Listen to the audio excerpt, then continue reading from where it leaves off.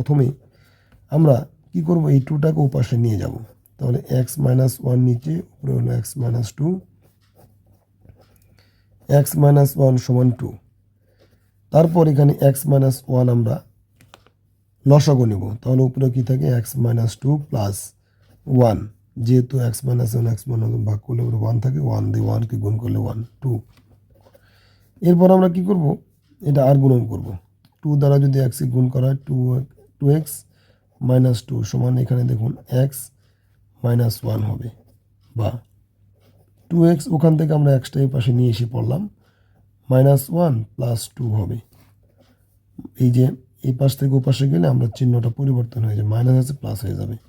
তাহলে বিয়োগ করলে এক্স হয়, সমান সমান যদি আমরা এই মাইনাস 1 এবং প্লাস 2 বিয়োগ করি 1 হবে। তাহলে কি পেলাম আমরা, এক্সের মান 1, অর্থাৎ উত্তর হবে আমাদের খ নাম্বার।